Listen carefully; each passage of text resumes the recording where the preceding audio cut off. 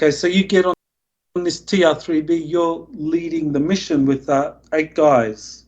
Mm-hmm.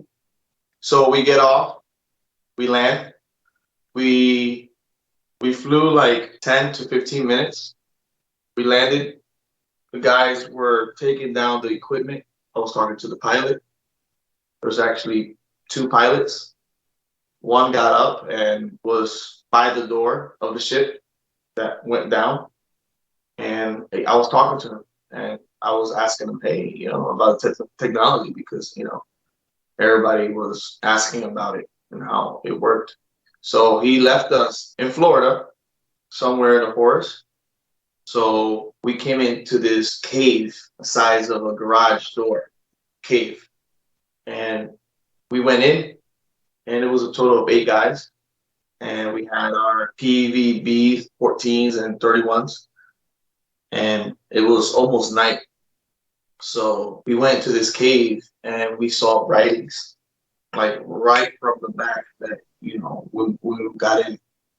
And it smelled like somebody has done a fire or a type of barbecue, that smell that you get when you do a barbecue and you smell that.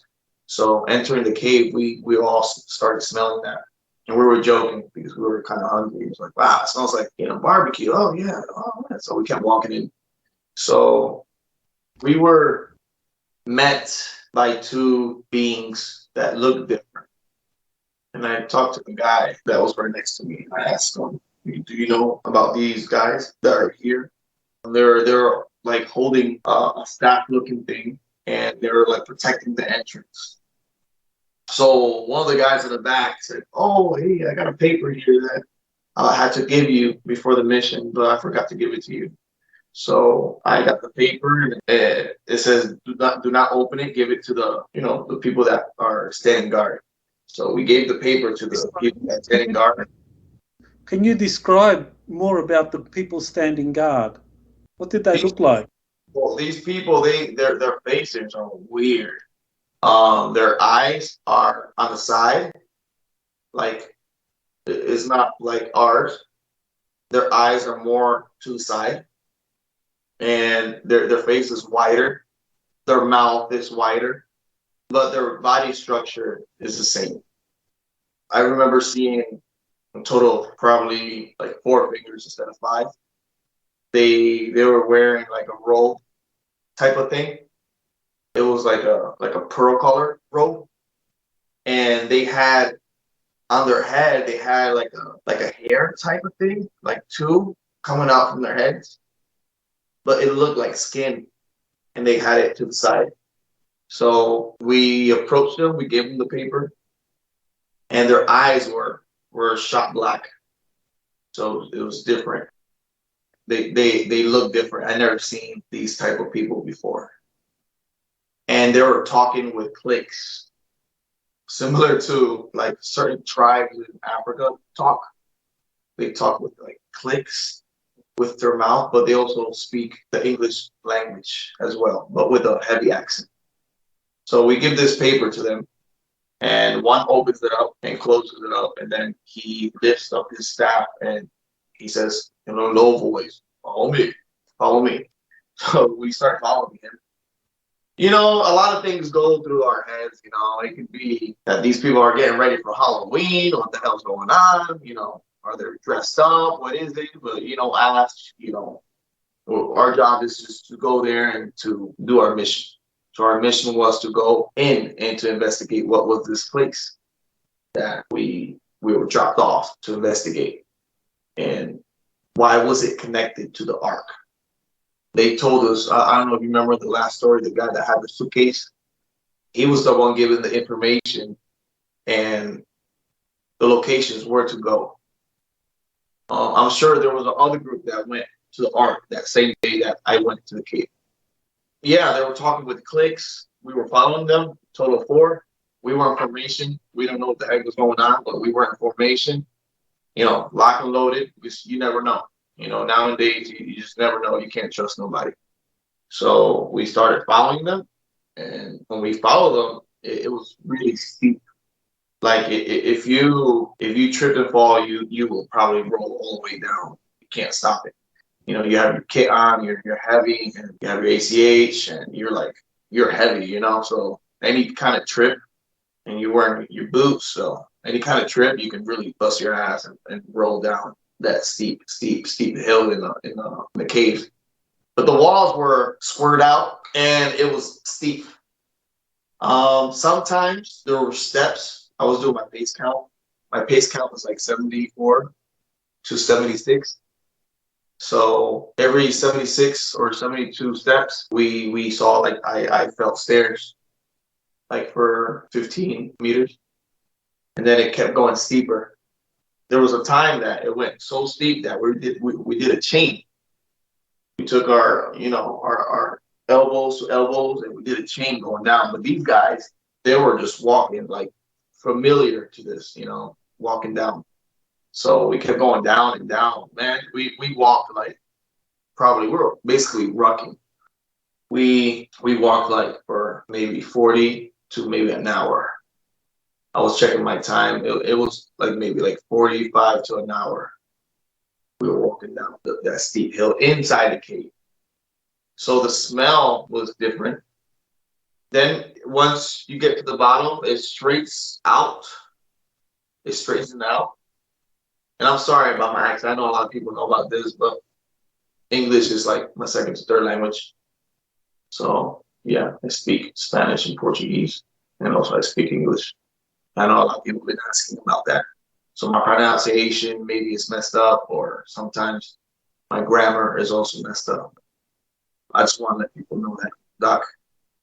JP, so you mentioned that some people were sent to the Atlantic Arc, and you and the eight guys were sent to this tunnel. Now, what's the connection between the Ark and this tunnel? Well, that's the thing that we were checking. So we get to the bottom. There was a big door. It looked like a hangar door. So this guy, he touches this round looking rock, and I'm talking about the different looking beam. He touches this round rock, and he just swipes it to the right, swipes it to the left, and then it starts glowing, and this hangar starts opening up, and it's super bright in there, and you see a lot of vegetation. And we were like, what the heck is going on? What is this? So we enter with precaution. But once that opened up, the light bounced it off and started shooting up to the cave. That's how bright it was. But you can clearly see the vegetation, and there's a source of light that we could not see. And in the distance, we could see like a fog. We had a guy with us that was part of our group that he's also he knows about plants. He went to school on plant biology, so he was with us in the mission. A botanist. Yeah. So whoever put this team together knew what was going to happen. That's what I'm trying to say. That we had different people with different kind of specialties and all that. So he says, "Wow, look at these plants," And then he started talking, saying, "Some of these plants has been extinct for hundreds of thousands or maybe millions of years." And he kept talking about it, and he saw these plants. He was going crazy with it. And these plants were different. A lot of different looking plants that you wouldn't see on the surface. And these plants had different type of flowers. And there was actually, we were noticing like on the type of trees that they have, it looks similar to the trees that they have in Madagascar. Those trees that bleed, that are red, they look similar to those trees. I remember seeing those trees, but hanging for these trees, there was like a nest of some sort of bug, and he knew about these bugs as well. These bugs, they come out and they pollinate everything in there, and they look silver. These bugs, they look like a beetle, and they look really silver, but when they open up their wings, they look like a butterfly. And the light bounces off these bugs. And it was kind of interesting because on hard to reach places, you can see these bugs going in and they were reflecting light to these plants. So they had a connection. So it was kind of cool. There was different kind of insects. There was praying mantis looking insects that we saw, but purple. So yeah, they had different kind of insects there and different kind of animals also. We saw something that looked like a rabbit, but the ears were shorter and they were rounded off, and it had a long tail. So that was kind of cool. And the eyes were humongous. So it looked just like a rabbit, but it had a bigger eyes, rounded ears, shorter, and it had a long tail with a white fur in the end of the tail. So it was kind of cool. We saw that, and it was not running away from us. It was trying to get close, sniff us, similar to what domesticated squirrels do, you know. So we kept walking and in the distance we saw like a temple-looking thing, and it was embedded in more into the ground, surrounded by vegetation, like vines and all that. It was a tropical type of location. Like it looked really tropical. And it was foggy, like our clothes got wet. The mist that it had. I don't know if the mist was artificial or there was a type of tree. I know that there was a tree there that was dripping water. So this tree has straws that sucks the water up, and it drips water. It takes water from the river and it drips water to the plants that surrounds it. So that was an interesting tree that dude was studying, and he was trying to get seeds of this type of tree because he said this tree can help a lot of villages in different parts of the world with farming because it sucks the water and it drips the water in their surrounding. It is a huge tree. And the water that comes out of it is drinkable and it's filtered and it's healthy to drink. And it's like drinking half of honey. It's really, really interesting, this type of tree. Well, that raises the very interesting question. I mean, in the book of Genesis, they talk about the tree of life. Mm-hmm. So, I mean, this tree you saw sounds unlike any other tree I've ever heard. You know, but the fact that water is an important nutrient and that it filters it and that it's, you know, can be used for the plants or for drinking. I mean, yeah, that kind of like raises that very interesting question. Any relationship with the tree of life in the book of Genesis? Well, I'm not sure, but it could be that this tree is part of that because it was protected by these people that were there. Once we entered, we saw a lot of these people walking around, and they were dressed in robes, and they were just taking care of these plants. Like it was a huge place, like probably like 15 football fields big, bright. I don't know where the heck the light was coming from. It looked like it was emanating from the walls, but it was like white. And you could see vegetation, green vegetation, and you could see all these types of animals. And I'm sure they had pockets of these places, different places that you can go to that had different type of plants from I guess, every nation or something like that. That's what one of the guys were telling me about, historian type of dude. His job was to see the writings or see anything that this culture had. And he said it's something around Nevada. They talk about the Indians, they talk about these people, and it's kind of interesting.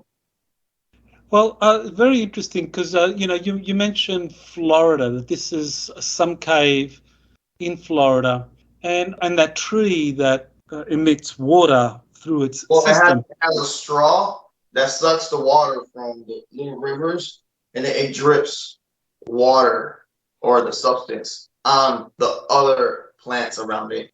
Everything around it flourishes. It raises, well, the story of Juan Ponce de Leon, who was one of the Spanish conquistadores. He explored Florida, and one of his missions was he sought the fountain of youth. Okay. So that was in Florida, Ponce de Leon. So, I mean, to me, it's like, well, that tree that you saw, could that be the fountain of youth that Ponce de Leon was searching for? I don't know, wherever I went, it was beautiful. I know that. It was different. You felt, just by breathing the air, you felt stronger, you felt healthier. It was like amazing, the feeling that you feel when you go into this place. And everybody felt the same way. Everybody felt happy, like amazing. And we saw oval type of flying vehicles as well that were flying left to right. And we were asking them, oh, are those vehicles, or they just use it? Yeah, they use it for transportation. So it also leaves there really fast. Like it blinks out of existence, and then they blink back in existence. So they probably have the technology of teleporting these ships anywhere they want. It's kind of cool, using a type of quantum entanglement technology or some sort.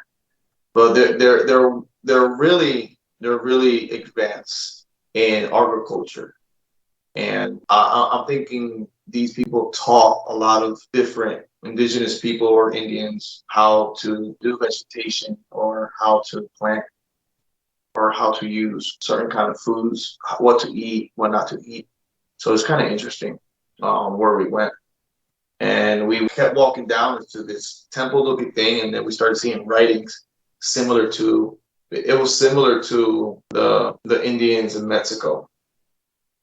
You mean the writing was similar to what was in the Atlantic arc that the Mexican Aztec people saw and started? Curiamate, Curiamate, exactly.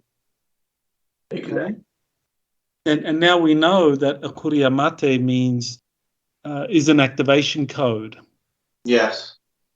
So these people that went to the ark, it was that tunnel that they went to, and they went through that time change. You remember the Chinese were mad because they went in there and time changed. So I think that tunnel is connected to this place that we went to. Okay, so just to remind the listener, you're talking about the mission to the Atlantic space arc, where there was a kind of time dilation effect that people would slow down, movements would slow down. If you waved your hand, you wouldn't just, it would be like a very slow wave where you see like multiple hands. Yeah, exactly.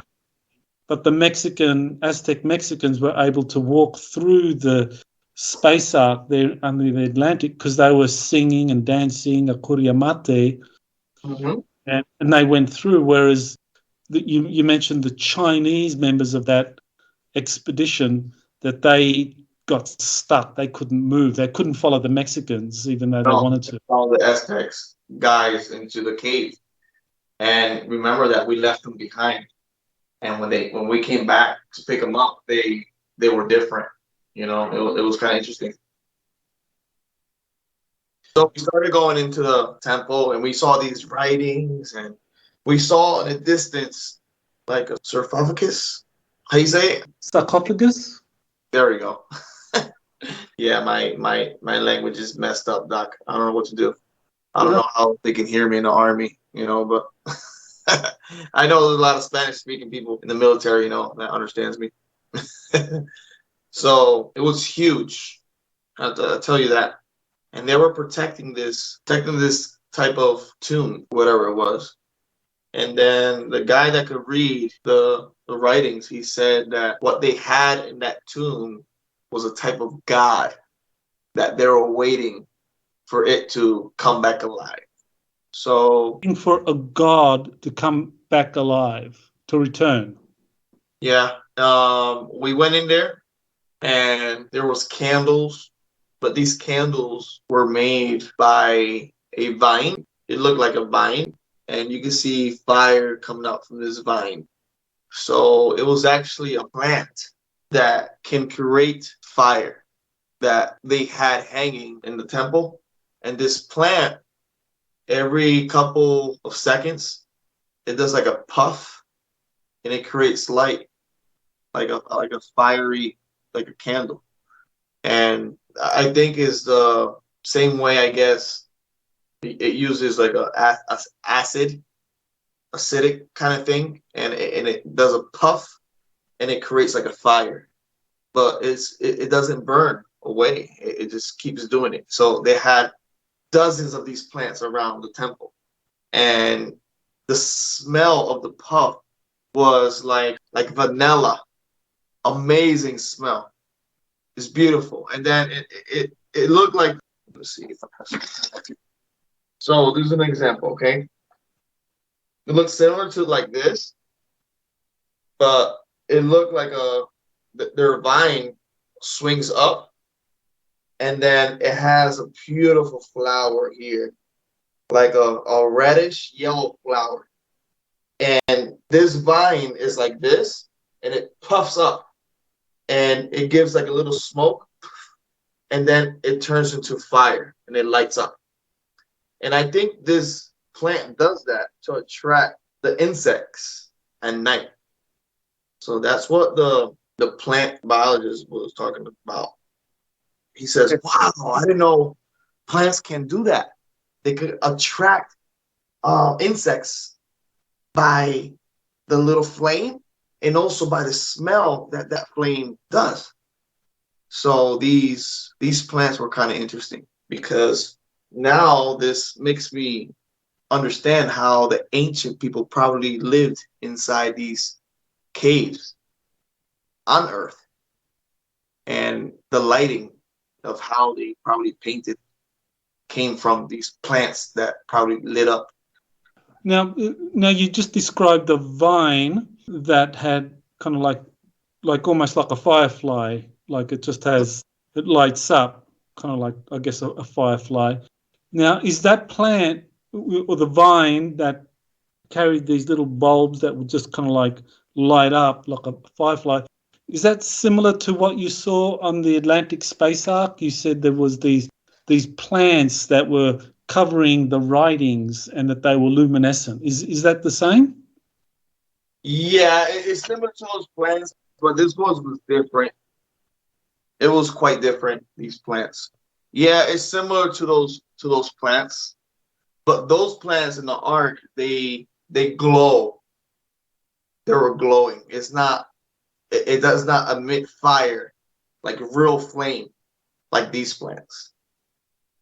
I see. And the name that he was giving me, tractores, tractores de insectos. That was the name they were given, attractors of bugs in Spanish.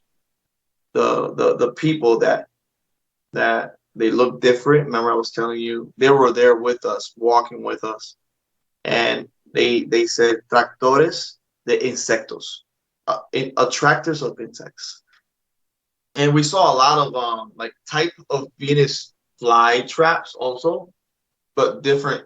They look so different. They look like drums, and they open up like they just open the mouths, and they close, and they have this seed on top that when it closes, it hits them, and it makes a noise like a little drum. So that was kind of interesting also seeing that.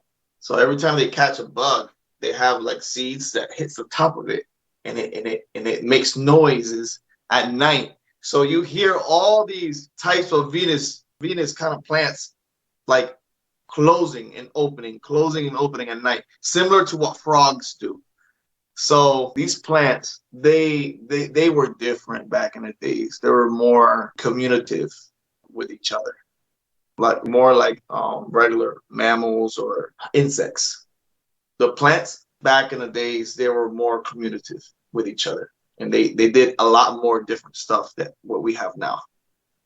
Okay, so you're seeing all these exotic plants down there at the bottom of this very large cavern that has anti-gravity craft that flies around, and this mysterious tree, and these vines that have a kind of like some kind of organic fire breathing or fire emitting plant.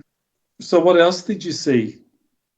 We saw these people bringing a type of food to us. We sat in a circle, and they were asking me, "Hey, how long do we have to be down here?" I said, "I don't know. They have to give us something back. After we're here, we have to bring something back with us." So we were just waiting. We didn't want to be rude and say, "Hey, give us whatever you need to give us, and let's get the hell out of here." We don't want to be, So it was a pleasant. It wasn't like it was not pleasant. We didn't have no bugs biting us. We didn't have nothing bothering us. Our OCPs has bug repellent regardless. So a lot of military people would know that. So it was a pleasant trip, and we were just waiting for them to give us something in return. And we had to protect whatever they give us and take it with us back to the base and give it to whoever was asking for it. They brought us this type of food. I can tell you what kind of food they had. The food was similar to like beans, but it was mushed up, and they had plates that look really steep. It was made of clay, and there's you eat it, and you feel a little bit dizzy eating it, but it's good food. They give that kind of food to us, and we ate it, you know. And then they took us into the temple, and they showed us the being that was in there. And I don't know how to describe this, but he was huge, big, and he looked asleep, and he did not look like these creature. He looked humanoid to us. We looked at it, and he looked like he was asleep, and they were just waiting for him to wake up. And I thought that he was gonna wake up while we were there, so I didn't want to be there when he woke up because I don't know what the hell was gonna happen. How big was he? He was like the sarcophagus, how you say it? Sarcophagus. La caja, that's how you say it in Spanish. La caja, the box was like facing in the slant. So all you could see was the skull. The skull was probably 4 times bigger than my skull. Big head, big eyes. And he had, like, his hair was different. His beard was like wrapped around his neck. And it looked like he had a long beard because it was wrapped around, like it went like this and then wrapped around his neck and laid behind his head. And I think that he was like 11, probably 12 feet humanoid. So Red that hair, was white hair, black hair. What kind of white, complexion did white, white hair. He had white hair. He had white specks in his face, like freckles. And his skin was like a type of white grayish. I don't know if it was like that because he was pale or he hasn't woken up in a long time. But it was like a white grayish color. And his lip was blue, like if he was lacking oxygen or something like that. But he was in this box. And we got scared when we saw it because we were talking, how about they brought us down here to when he wakes up, like to take him out, or what the hell is going on? And why would they show him? Like one guy was so negative there. He was like, why would they show this to us? And what's going on? I said, bro, just follow us and just keep the mission. We were kind of scared when we saw this because we don't know why they were showing this. And then we were you? asking one of the guys. He says they were showing it to us to make us feel welcome in their culture. Now, earlier you mentioned something about they were waiting for their God to wake up. So they Yeah, told you about this being, and yeah. They told us, how about if he would have woken up like right there, like right away? So we didn't want to be there when he woke up because what reaction would he have of us being there? That was most of it. I didn't really care. If he woke up, let's communicate with him and let's do whatever we need to do. But we were waiting for something there. So they took us out back. before you say that, so the sarcophagus that he's in, you said it was at a slant and you could only see his head. So what did the sarcophagus look like? Was it made out of metal? Was it stone? It was like a stone. Like it looks like a door type of shape. but it slanted into the ground. It looked like it was put in there. So I don't know how they moved that stone, but it probably weighs more than 4,000, probably 5,000 pounds. It's like a marble type of stone. Like, it's heavy. It's a heavy stone, and it had handles, big handles, that it looked like other big humanoids can move it. You know, so whoever put them there was they were big as well, and they kept these other humanoids that looked like different from us, to protect this place. And there was step pyramid looking also in the distance. You can see, like, just like the Aztecs, step pyramids in the distance. You can see it was made of really bright gold. The edges only of every step was made of gold, and you can see the reflection of the steps coming back towards us. We saw that in the distance coming out from the temple. So we kept walking. They kept showing us around. We saw a lot of different kind of animals. We saw something that looked like a small elephant, but it had tusks in the bottom and had legs like deers, but his snout was like an elephant. It was kind of interesting. Really friendly. It felt like it had a feel like a pig. You know, it was snorting around. You know, smelling our feet and all that, and it had tusk. So it was a size up to like my knees. I'm 6 foot, so to my knees will be like what, 3 feet tall, like in between my thighs and knees. So we saw those creatures. We saw a cat that looked like a saber tooth as well, type of cat, but it was small type of saber tooth style kind of cat. We saw a lot of different reptiles. We saw a type of reptile that looked like a dinosaur, but it looked like a chicken, but it had scales instead of feathers. But it still had a beak, and it had a tail, and then in the end of the tail it had these feathers that closes and opens, closes and opens. So it was kind of cool. We saw other types of looking bees. We saw blue that looked like blue honeybees, and but they were blue in color. That was kind of cool. And their honey is like whitish honey. It's not golden honey. I think is because of the plants that are there. Um, the color of the honey, their honey. We tasted it, and it tastes like pear. The honey, it tasted like pear, like a really, really, really ripened pear. So, and it had that texture as well. So it was kind of really good type of food. There was also different kind of fruits that we never seen before. We were there like for 5 hours, Doc. We were there for 5 hours. It was a really tiring day for me, because we walked a lot with our kit. You know, they actually asked us to take our kit off, you know, and leave it, but I didn't let none of my guys take that off, or we kept our kit on in all times and kept our weapons with us in all times, because we were just waiting for that moment. And then in the end, he comes in with this box, and I ask him, "What is this? What are you giving us?" He comes in with an elder that was slightly taller than him, but looked the same way as them. And he says, "These are seeds, different type of seeds that the people upstairs are asking for." And they talk like that with pulse, like, these are seeds for the people upstairs that are asking for it. And we made a deal, and this is for you guys. And I said, what is this? And he pointed to that particular tree that we saw that was drinking up the water. And he said, and also those vines that give out like fire. And he said that it was time for them to give him the seeds of this garden. And they also gave us tubes of eggs of some sort.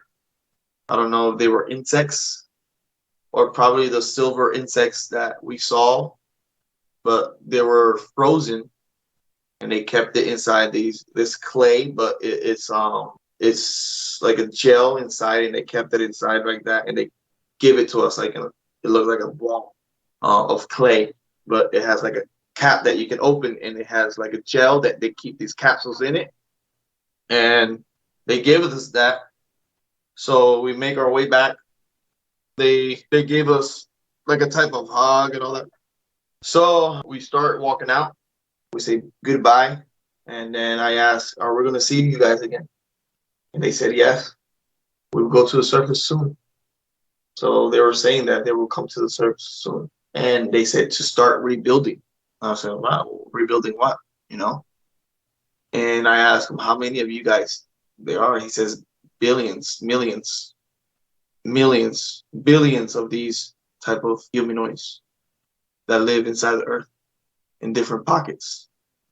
Okay, can you be clearer than that? You know, millions or billions?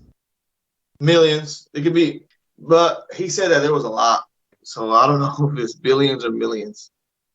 And we kept walking up the cave. We were tired.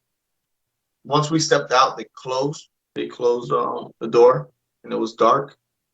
So we put our flashlights on, our red flashlights, and we kept walking up the cave. And we got to the TR3B, and then we came back and we gave this box to, they told us to drop it in this particular location and to leave it there.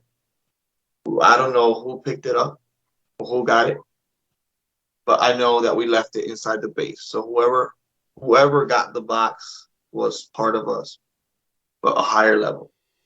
And that was our mission, Doc. It was kind of interesting. It was fun. And we learned a lot about that culture.